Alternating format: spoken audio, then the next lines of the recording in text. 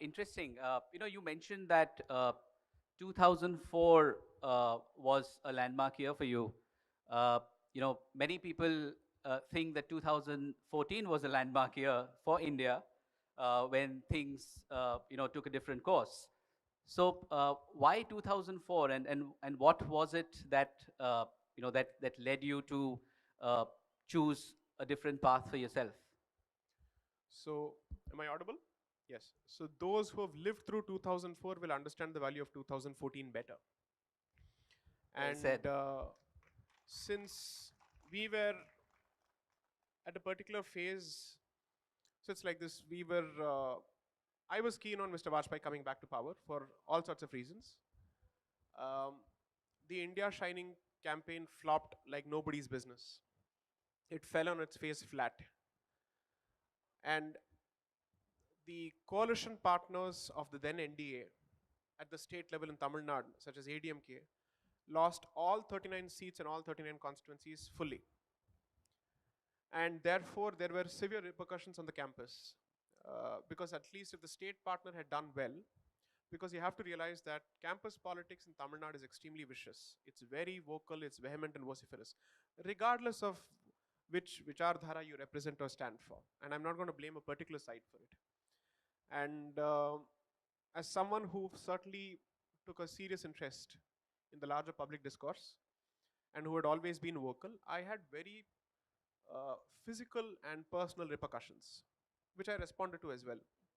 So I wanted to actually understand the root of the problem better. 2014, in that particular sense, I would say certainly represents a clear shift in the political Overton window of this country. But I've said this before, I don't wish to be the mouthpiece for any political organization because I would rather represent a particular cause than an organization. And therefore, as long as the organization works for that particular cause, I stand by it. But if that's not the case, I'm no more going to be the votary of that particular organization. So my position is very clear. So I'm not an organizational loyalist or a party loyalist in that particular sense. And I don't wish to be attributed with any such motives because particularly when the country doesn't have a decent opposition, which I think is important regardless of who is in power, there must be at least a cross section of people who play the role of the keepers of the conscience. And you can't constantly clap at everything that the government does. I know I'm speaking in Gujarat, I'm very conscious of it. But nevertheless, I think it needs to be said. So 2014, I think, is a very clear shift in the window. Now, there are people who suddenly found their spine after 2014 to speak up on these issues.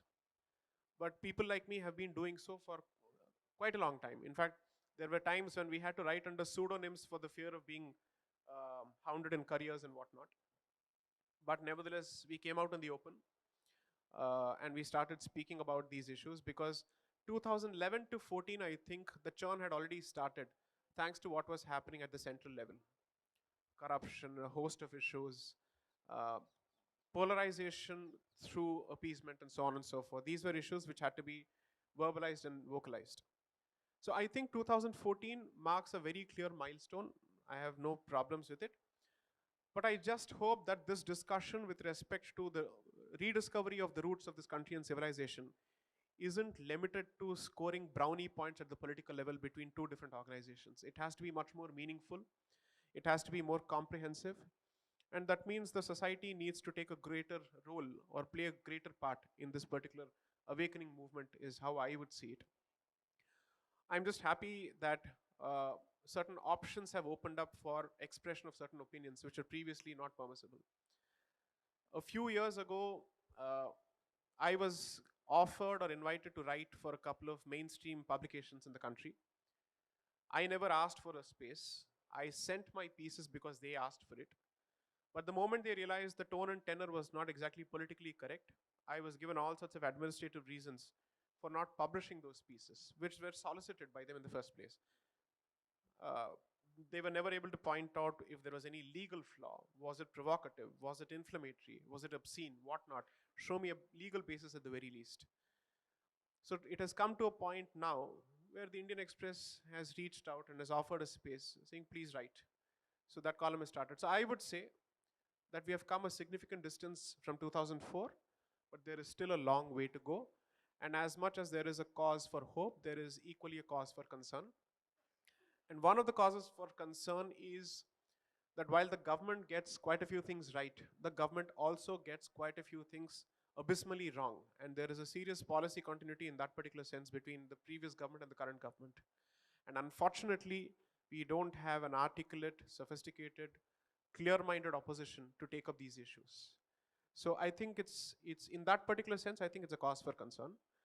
I wish that either the government listens to its stakeholders in some of these issues, or at the very least, there are other political options which bring them to the notice of the public. Because after a point, it so happens that the quality of public discourse takes a hit when there is nobody to question. And that, I think, should never be the case.